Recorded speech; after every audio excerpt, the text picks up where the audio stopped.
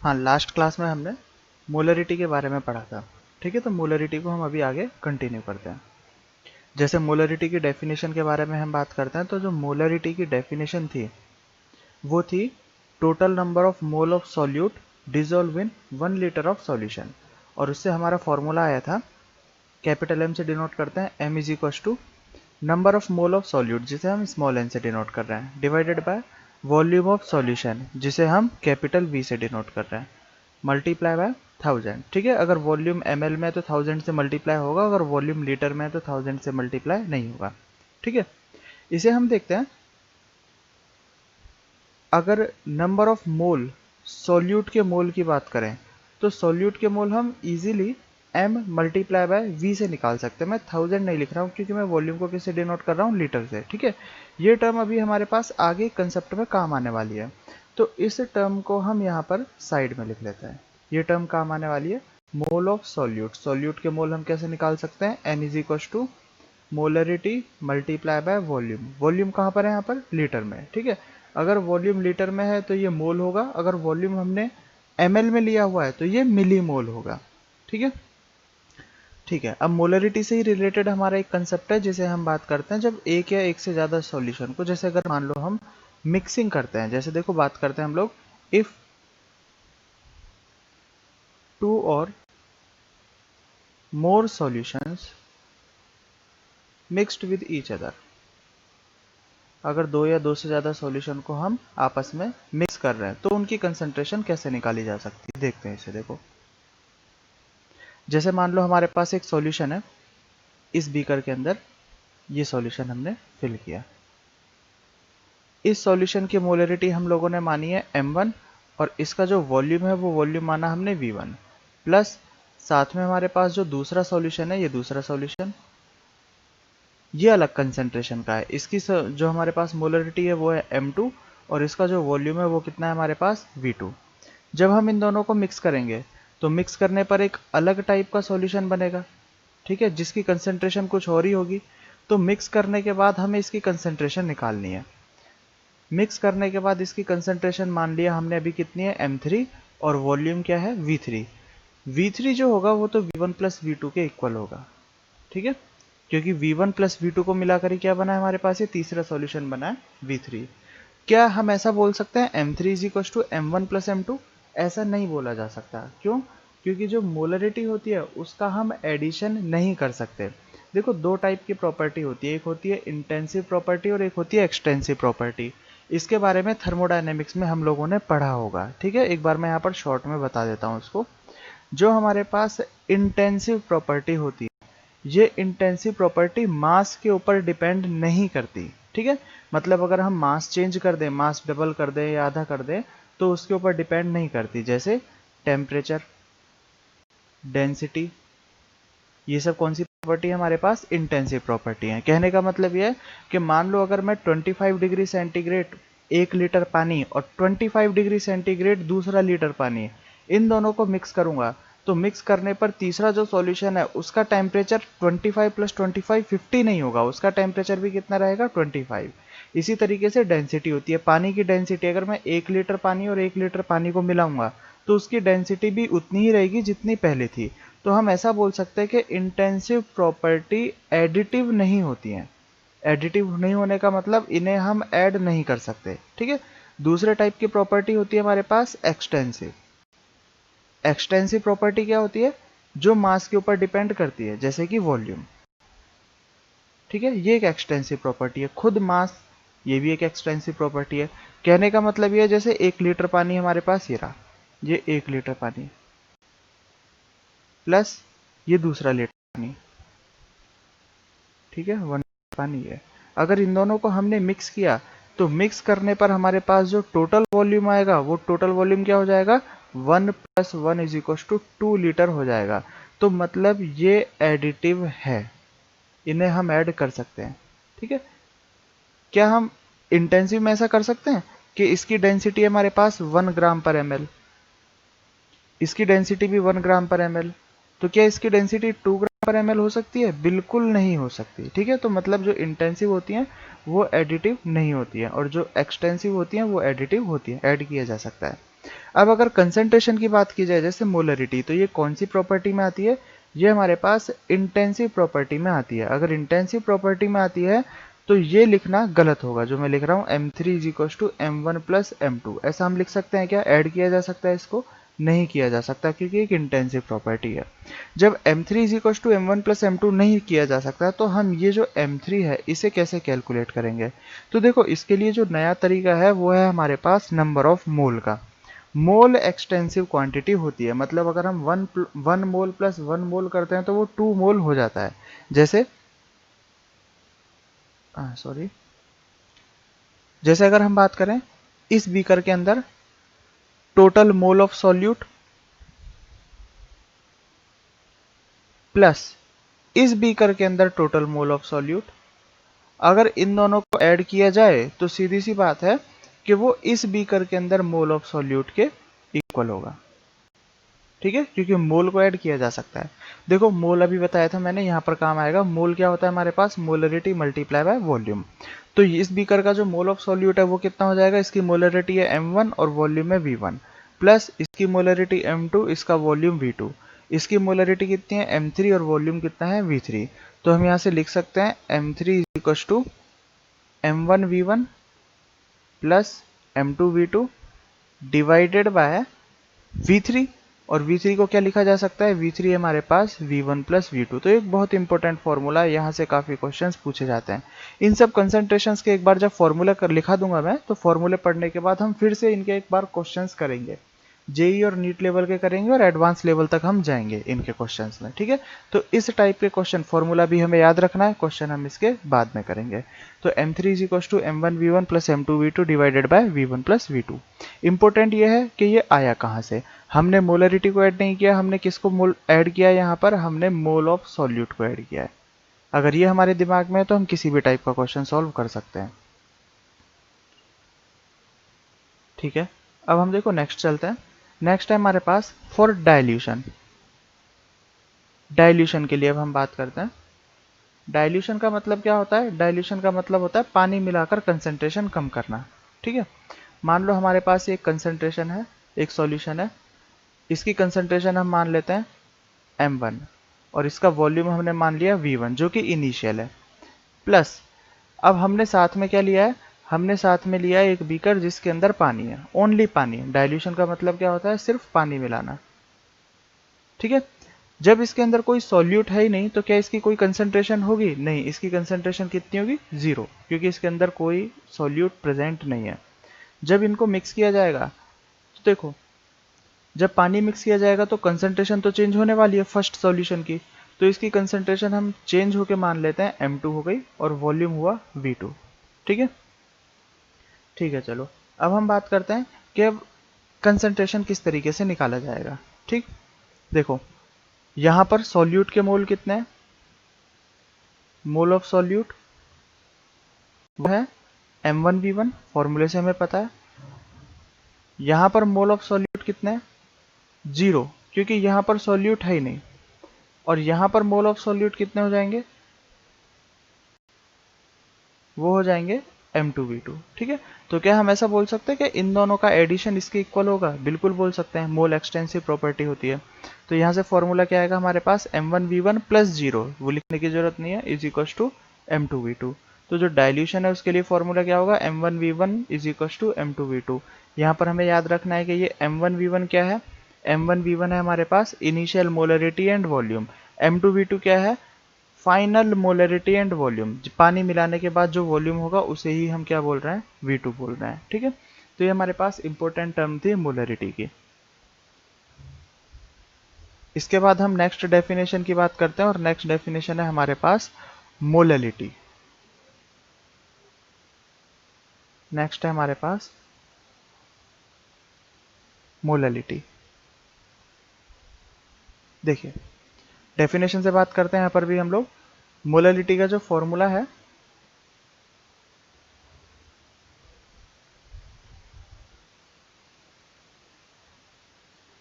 Definition है the total number of mole of solute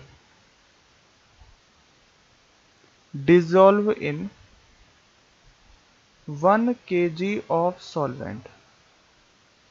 देखो क्या डिफरेंस आया, टोटल मोल ऑफ सॉल्यूट, ये तो मोलरिटी में भी था, मोलरिटी में था यहाँ 1 लीटर ऑफ सॉल्यूशन, और यहाँ क्या है 1 kg ऑफ सॉल्वेंट। सॉल्यूशन की जगह है सॉल्वेंट और वॉल्यूम की जगह यहाँ पर वेट है किलोग्राम, ये हमें याद रखना है, ठीक है। It is denoted by small m, small m से इसको डिनोट किया जाता है, ठीक। टेम्परेचर डिपेंडेंट और टेम्परेचर इंडिपेंडेंट, तो इसके फॉर्मूले से हमको पता लगता है कि इसके फॉर्मूले में एक भी ऐसी क्वांटिटी नहीं होती जो टेम्परेचर से चेंज हो सके। तो ये क्या हो जाएगा हमारे पास, ये टेम्परेचर इंडिपेंडेंट हो जाएगी, ठीक है। अब फॉर्मूले की बात करते हैं। देखो मोलरिटी को स्मॉल m से डिनोट किया जा रहा है, तो फॉर्मूला क्या हो जाएगा, number of mole of solute, solute के mole divided by weight of solvent, weight of solvent kilogram में, ठीक है।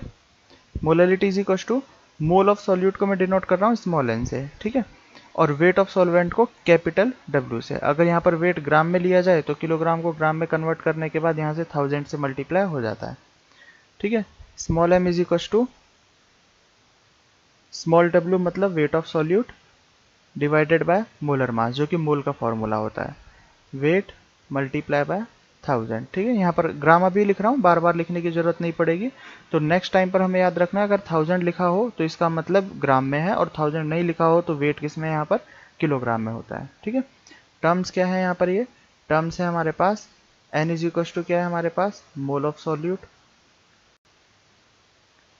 स्मॉल w है weight of solute, capital W है weight of solvent,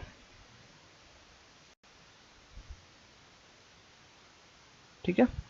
and mm तो हमें पता ही है molar mass.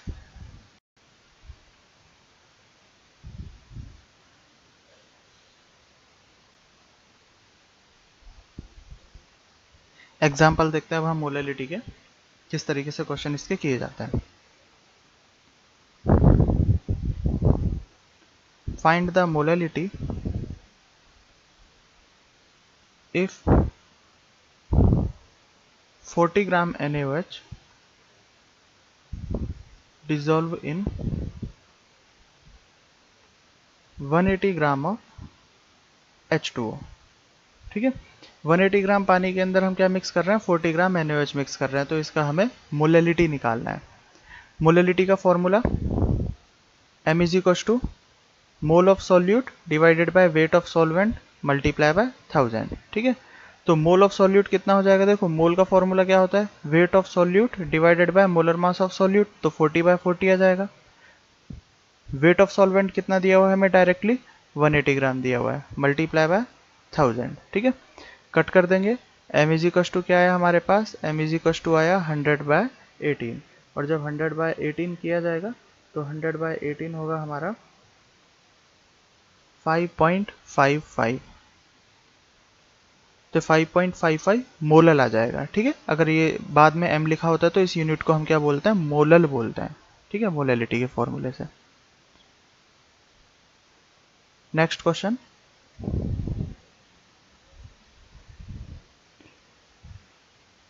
Find the molality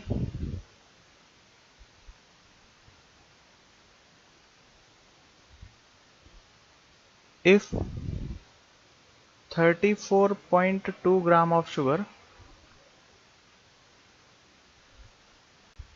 dissolve in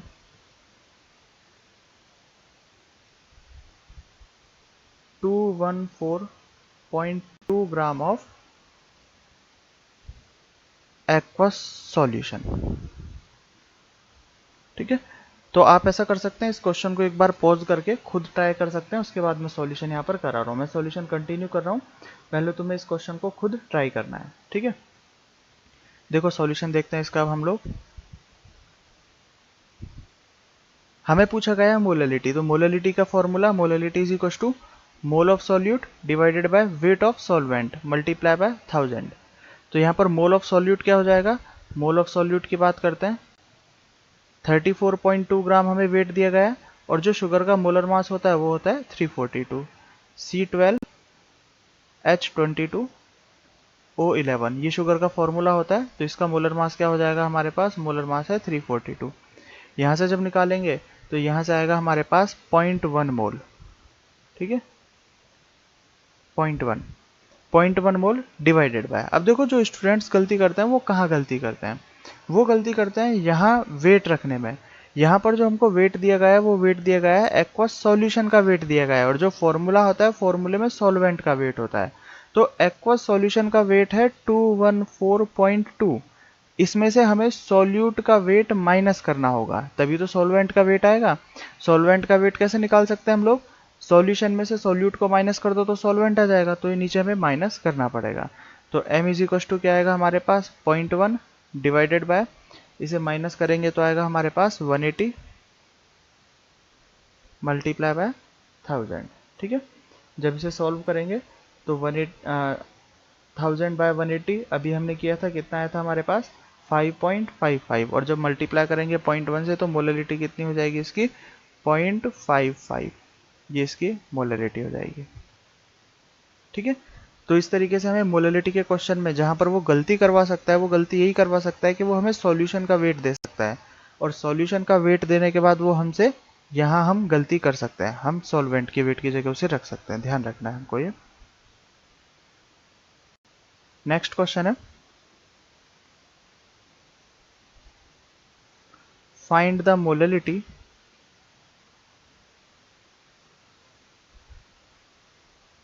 of 2% weight by weight H2SO4 aqueous solution. देखो मैंने पहले भी बोला था, इसे एक बार पॉज करके पहले खुद ट्राई करने की कोशिश करना, उसी के बाद यहाँ पर सॉल्यूशन करना। मैं इसका सॉल्यूशन डायरेक्ट कर रहा हूँ। देखो स्टार्टिंग में जब मैं पढ़ा रहा था कंसंट्रेशन, तभी मैंने बता दिया था कि मोलरिटी एंड नॉर्मेलिटी ये पूरी केमिस्ट्री में काम आने वाली है, मोल फ्रैक्शन भी काम आता है, ये weight by weight, volume by volume और वेट बाय वॉल्यूम हमें बस इसी काम आएगा कि ये हमें कुछ इस टाइप से क्वेश्चन में कंसंट्रेशन देगा और इसका कन्वर्जन किसी दूसरी कंसंट्रेशन में कराएगा। तो इसने हमें 2% वेट बाय वेट दिया और इसका कन्वर्जन किस में कराना चाहता है, मोलरिटी में। तो अगर हमें इनकी डेफिनेशंस अच्छे से याद हैं तो हम इसके क्वेश्चन को इजीली सॉल्व कर सकते हैं। वेट बाय वेट की डेफिनेशन पर अगर हम जाएं तो ये जो 2% वेट बाय वेट H2SO4 है, इसका मतलब क्या होगा, इसका मतलब मैंने इथेनॉल के एग्जांपल से बताया हुआ है। देखो 2% वेट बाय वेट H2SO4 का मतलब होगा कि इसके अंदर वेट बाय वेट है तो 2 ग्राम तो होगा इसके अंदर H2SO4, और बाकी का बचा हुआ 100 में से 98 ग्राम क्या होगा, एक्वस बोला गया है तो सॉल्वेंट क्या होगा, H2O ही हो सकता है। तो 98 ग्राम क्या होगा हमारे पास, H2O होगा। अब इस 2 ग्राम से हम मोल निकाल सकते हैं, मोल ऑफ सॉल्यूट क्या है यहाँ पर, H2SO4 ही है ना, तो मोल ऑफ सॉल्यूट क्या हो जाएगा 2 डिवाइडेड बाय मोलर मास कितना होता है H2SO4 का 98। तो वेट हमें दिया गया है 2 ग्राम और 98 इसका मोलर मास होता है, तो ये मोल हमें यहाँ पर मिल चुका, ठीक है। यहाँ मोल निकालने की जरूरत नहीं है क्योंकि वेट ऑफ सॉल्वेंट हमें डायरेक्टली मिल चुका है। अब डायरेक्ट फॉर्मूला अप्लाई करेंगे तो molarity is equal to, formula क्या होता है, mole of solute divided by weight of solvent multiply by 1000। तो मोल ऑफ सॉल्यूट आया हमारे पास 2/98, वेट ऑफ सॉल्वेंट ये रहा कितना है 98 मल्टीप्लाई बाय 1000, तो कितना आएगा हमारे पास, ये आएगा 2000 डिवाइडेड बाय 98 मल्टीप्लाई बाय 98। जब इसे सॉल्व करेंगे तो ये लगभग आएगा हमारे पास 0.208 के आसपास, तो इसे हम लिख देते हैं 0.208। तो मोलरिटी कितनी हो गई 0.208 मोलल सॉल्यूशन ये हुआ। इस तरीके से हम कन्वर्ट कर सकते हैं। देखो सिंपल फॉर्मूला था, ठीक है, और यहाँ पर सिंपल कन्वर्जन था। अगर हमें दोनों की डेफिनेशंस अच्छे से याद है तो हम इजीली क्वेश्चन कर सकते हैं, और ये क्वेश्चन जेई में पूछा गया क्वेश्चन है, आया गया है जेई के अंदर, ठीक है।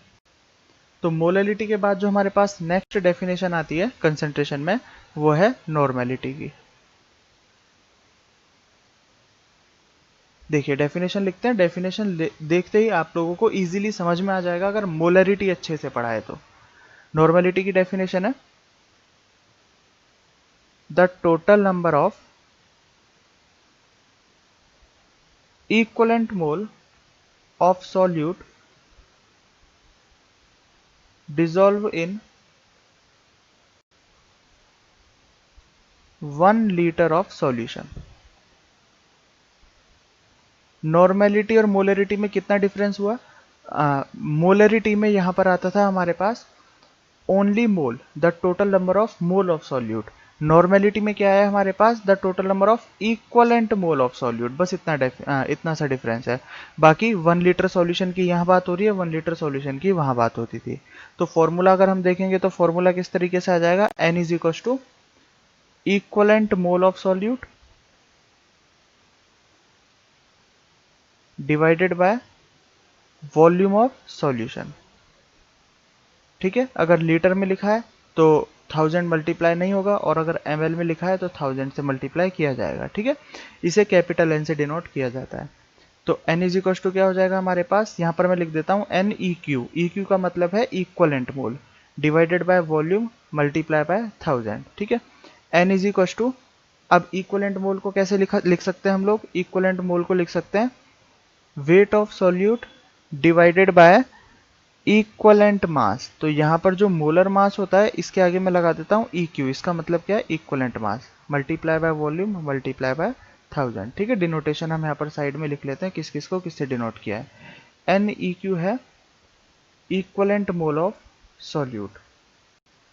ये इक्वलेंट क्या है? ये हमने 11th क्लास में इजीली पढ़े हुए हैं। MM क्या है? Equivalent mass of solute. Capital V volume of solution. ठीक है, बाकी n तो हमारे पास नॉर्मेलिटी है ही। ठीक है, चलो